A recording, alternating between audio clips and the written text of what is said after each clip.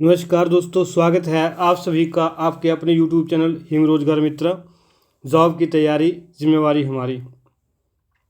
दोस्तों, जैसे कि आप सभी लोग देख पा रहे होंगे थंबनेल के माध्यम से और अभी बैकग्राउंड फोटो के माध्यम से कि हम आज चर्चा करने जा रहे हैं हिमाचल प्रदेश में HPRCA के द्वारा, हिमाचल प्रदेश राज्य चयन आयोग के द्वारा जो TGT आर्ट्स की परीक्षा करवा गई उसका एग्ज़ाम रिव्यू हम सभी शिफ्टों का करेंगे। आज पेपर कैसा रहा होगा, कट ऑफ कैसी जाएगी, आंसर की कब आएगी, इन सब चीज़ों के बारे में हम डिस्कस करेंगे। दोस्तों, बिना समय बर्बाद किए हुए चलते हैं सीधा डिस्कशन की तरफ।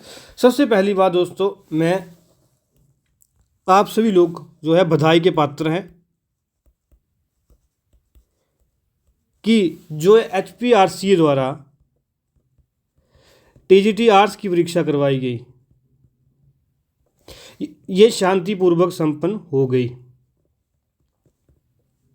ठीक है, आज 20 जनवरी है। 20 जनवरी को इसकी लास्ट शिफ्ट थी, सेकंड 3:30 बजे ख़त्म होनी थी, जो वो शांतिपूर्वक जो है संपन्न हो गई। दोस्तों, इसके लिए HPRCA और आप सभी कैंडिडेट्स जो परीक्षार्थी इस परीक्षा में भाग लिया जिन्होंने, वो सभी बधाई के पात्र हैं कि ये परीक्षा शांतिपूर्वक संपन्न हो गई और सब जो एस्पिरेंट्स थे, परीक्षार्थी थे, उनको परीक्षा देने का मौका मिला।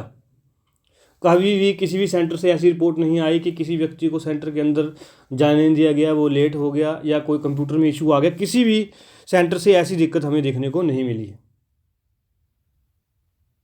ठीक है, अब दोस्तों पढ़ेंगे दूसरे पॉइंट की ओर। दूसरा पॉइंट हमारे पास क्या है कि पेपर जैसा था, जैसा भी था, उसके बारे में हम अभी बाद में आएंगे।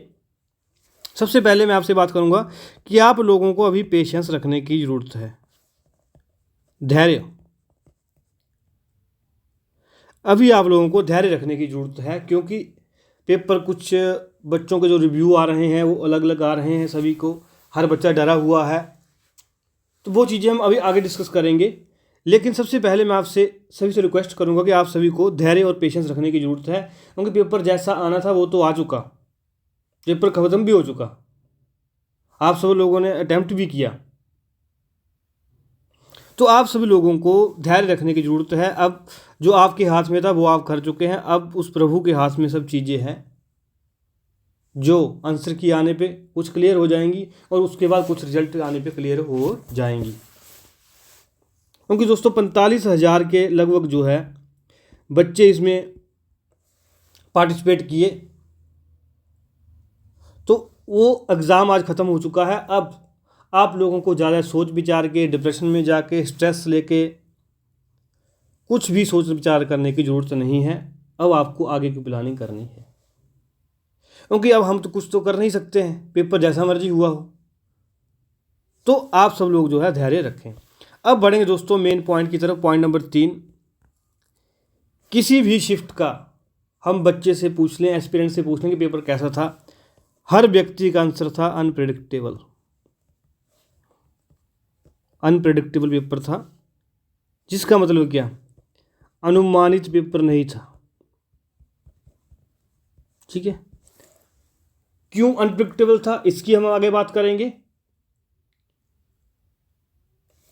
इसकी हम आगे बात करें अगर हम, तो जो फोर्थ पॉइंट पे जब हम पहुंचते हैं तो वहाँ हम क्या देखते हैं कि काफ़ी बच्चों से हमारी बातचीत हुई है, हमारे काफ़ी करीबी दोस्तों का भी पेपर था, तो उनसे बातचीत हुई, तो सब बच्चे जो थे उनका बोलना क्या था हर शिफ्ट के बारे में। अगर हम बात करें ओवरऑल जो कंक्लूजन पे मैं पहुंचा हूँ डिफरेंट शिफ्ट के बच्चों के साथ, उसमें ये था दोस्तों, एक तो हमारे पास ये था कि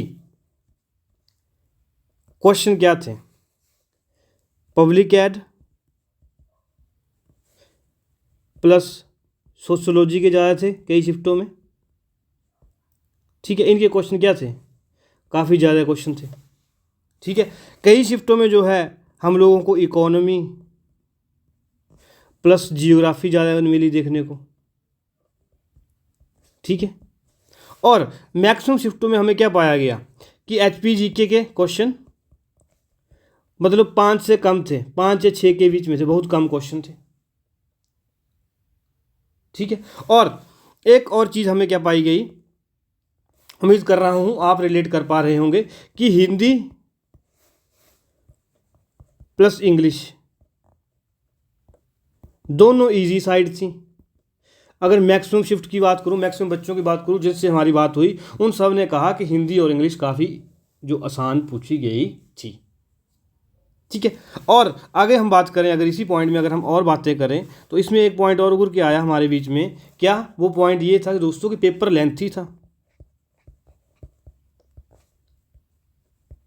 ठीक है,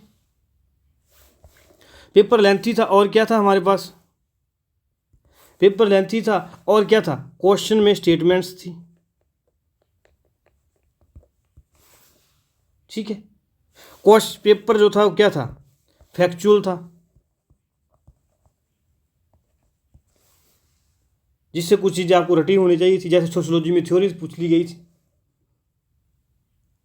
ये चीज़ें जो थी आपको पेपर में देखने को मिली। और उसके बाद क्या हुआ दोस्तों, ये चीज़ें जो है, देखो हमें कितने पॉइंट जो है यहाँ पे ऐड कर दिए हैं, 1 2 3 4 5 6 7 पॉइंट लगभग हर पेपर में बच्चों को कॉमन देखने को मिले हैं। और एक बात और मैं यहाँ पे ऐड करना चाहूँगा कि जो ट्रेडिशनल सब्जेक्ट्स थे, जैसे हमारे पास पॉलिटी हो गया, जैसे हमारे पास हिस्ट्री हो गया, ठीक है, पॉलिटी हो गया, हिस्ट्री हो गया, इन चीज़ों से जो है क्वेश्चन जो है ऑन एन एवरेज हमें कम देखने को मिले हैं। जो हर आर्ट्स के व्यक्ति के क्या होते हैं, थोड़े से वो स्ट्रांग होते हैं, उनको उसकी थोड़ी ठीक समझ होती है, इनके क्वेश्चन हमें कम देखने को मिले हैं। ठीक है दोस्तों, ये सारी चीज़ें थी। अब देखो, जब पेपर था लेंथी, जब आपके पास पेपर लेंथी था तो पेपर, अब आगे अगले पॉइंट में बात करूंगा सीधी दोस्तों, इन पॉइंट्स का, इन जो फैक्टर्स थे सारे, इनका आपके एग्जाम के ऊपर क्या फ़र्क पड़ा। सबसे पहली बात मैं आपसे करूंगा कि अगर पेपर लेंथी था, ठीक है, तो क्वेश्चन जो है बच्चे पेपर पूरा नहीं कर पाए। ठीक है, पेपर पूरा नहीं कर पाए। मैक्सिमम बच्चे जो है मेरे साथ जिनकी बातचीत हुई है कैंडिडेट्स की, वो पेपर पूरा नहीं कर पाए। क्यों पूरा नहीं कर पाए, क्योंकि पेपर में क्या थी, स्टेटमेंट्स थी। अब स्टेटमेंट्स थी तो बच्चे क्या हो गए, पजल हो गए, घबरा गए। कुछ बच्चे तो ऐसे थे, कैंडिडेट्स ऐसे थे जो घबरा गए कि भाई ये क्वेश्चन में क्या, पेपर में क्या पूछ लिया, ये कहाँ से पूछ लिया, पजल हो गए। और कुछ जो हमारे पास कैंडिडेट थे, कुछ कैंडिडेट जो हमारे पास थे, वो तो कुछ पेपर में ऐसे हतोत्साहित हो गए, डिमोरलाइज हो गए पेपर में, कि जो हमने पढ़ा है वो तो आया ही नहीं, पढ़ा था वो आया ही नहीं। बच्चे डिमोरलाइज हो गए, जिसका इफेक्ट उनके पेपर में क्या पड़ा, वो पेपर पूरा नहीं कर पाए। ठीक है, और कुछ क्वेश्चन ऐसे थे हिंदी, इंग्लिश और रीजनिंग के, जो उनके जो है जल्दबाजी में गलत हो गए।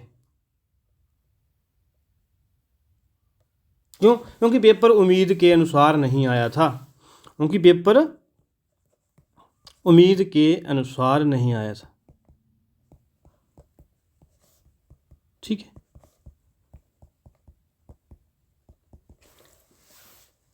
दोस्तों ये सारी चीज़ें थी जो मुझे जो है वो हर किसी व्यक्ति से सुनने को मिली, देखने को मिली। उम्मीद कर रहा हूँ कि कोई पॉइंट छूट गया हो तो आप लोग मुझे कमेंट बॉक्स में बता सकते हैं कि ये और भी दिक्कत एग्ज़ाम में आई थी। ठीक है, अब दोस्तों आपको ये सारी दिक्कतें आई, और मैं आपको एक बात क्लियर कर दूं, चलो एनालिसिस पे आते हैं कि अब इस सब का निचोड़ क्या है। अब क्योंकि जो होना था वो तो हो चुका, अब इन सब का निचोड़ क्या है, ये आपके लिए क्या हो जाता है, महत्वपूर्ण हो जाता है, इंपॉर्टेंट हो जाता है। दोस्तों सबसे पहले मैं आपसे फिर वही बात करूंगा कि धैर्य, पेशेंस के अलावा आप लोगों का और कोई सहारा नहीं है। ठीक है, तो आप सभी लोगों को भी क्या करना है, विदाउट जो है बिना मतलब की टेंशन नहीं लेनी, जो होना है हो चुका है, धैर्य रखें और किसका इंतज़ार करें, आंसर की का। और मैं आपको एक और सलाह दूं कि आप कट ऑफ के चक्करों में अभी तक ना पड़ें।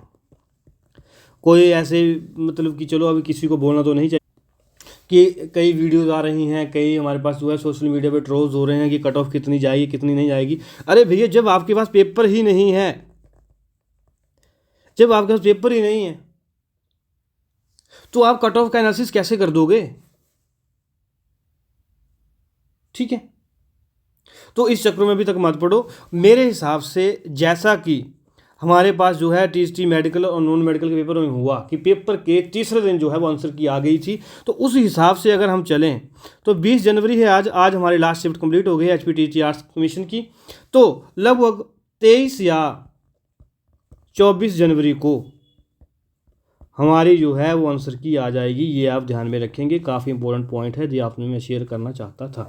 तो 23 से 24 जनवरी को आप लोगों की क्या हो जाएगी, आंसर की, ठीक है, आंसर की रिलीज हो जाएगी और क्या आपकी ऑब्जेक्शन विंडो खुल जाएगी। तो ये आप लोगों को ध्यान में रखना है। तब तक जो है आप लोग स्ट्रेस में होंगे, काफ़ी बच्चे जो पढ़ रहे थे, बड़ा रिवीजन किया था, तैयारी की थी, और पेपर के बाद क्या आप लोग रिलैक्स हो जाएं थोड़ा। अब भी बच्चे कुछ ऐसे थे तैयारी के दौरान जो रिश्तेदारों में कहीं नहीं गए, किसी से बातचीत बंद थी, वो बातचीत करें, अपने माइंड को फ्रेश रखें, कोई मूवी वगैरह देख लें ताकि वो स्ट्रेस एंड एंग्जाइटी का शिकार ना हो जाए, ठीक है। अब दोस्तों मैं आपसे कह रहा हूँ कि जब आप लोगों के पास आंसर की आ जाएगी तब हम दोबारा आपके पास वीडियो लेके आएंगे और सबसे पहले हम ही आपको बताएंगे कि आंसर की कब आई, कौन सा लिंक है, कैसे जो है डाउनलोड करनी है। उसके बाद हम कट ऑफ की बात भी करेंगे जब आंसर की आ जाएगी, ताकि मैक्सिमम बच्चों को क्या लग जाएगा पता कि उनके मार्क्स कहाँ तक रह रहे हैं। फिर हम कुछ जो है वो आइडिया लगा सकते हैं कट ऑफ के बारे में जब आंसर की आ जाएगी, मतलब पेपर आ जाएगा। उससे पहले तो मुझे लगता है कि ये सब चीज़ें व्यर्थ हैं कि कट ऑफ क्या रहेगी क्या नहीं रहेगी, ठीक है दोस्तों। ये चीज़ें थी। अब एक बात मैं और करूँगा आपसे, जो मेन एनालिसिस था उसके बारे में, कि दोस्तों अब जहाँ तक हमारा अनुमान है, जिस तरीके से हमारी बात टीटी मेडिकल वाले कैंडिडेट से भी हुई, नॉन मेडिकल वालों से भी हुई थी पहले, और अभी आर्ट्स वाले बच्चों से भी हुई, तो दोस्तों उस हिसाब से हमें ऐसा लग रहा है कि मेडिकल, नॉन मेडिकल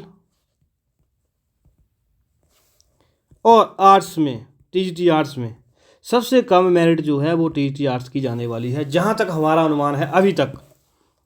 बाकी आंसर की के बाद क्या होता है, कैसे चीज़ें चेंज होगी, कैसे इफेक्ट पड़ेगा, वो हम आंसर की के बाद डिस्कस करेंगे। लेकिन अभी तक जो हमारा अनुमान ये है कि जिस हिसाब से बच्चे परेशान हुए हैं,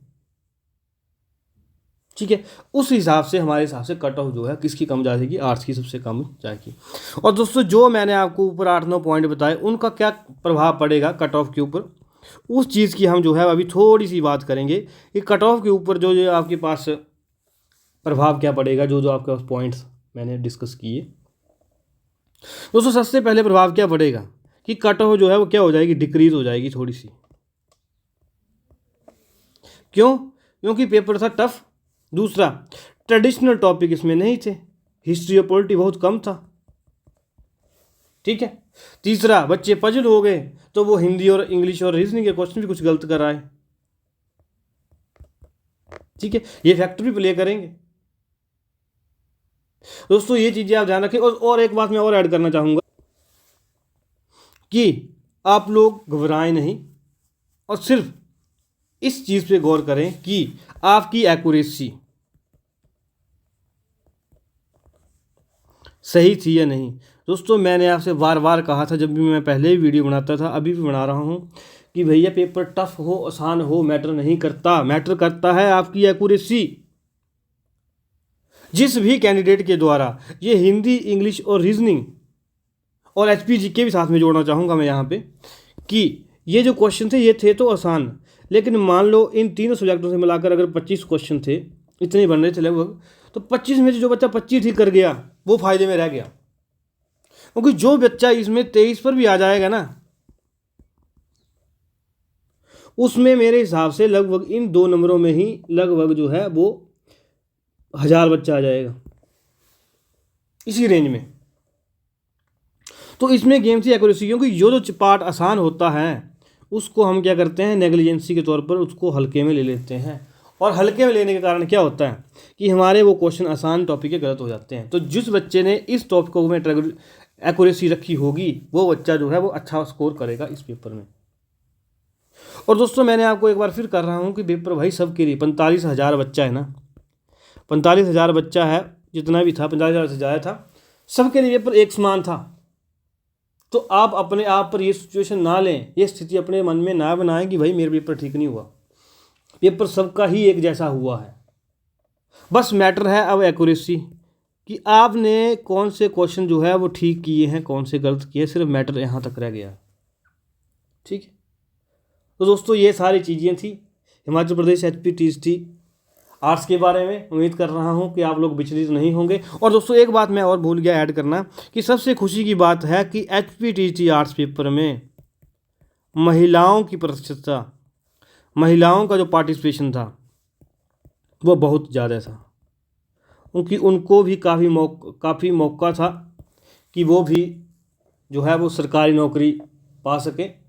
हमने काफ़ी ऑब्जर्व किया कि काफ़ी महिला कैंडिडेट जो थे वो इस पेपर में थे, जो कि बहुत अच्छी बात थी हिमाचल प्रदेश के लिए है।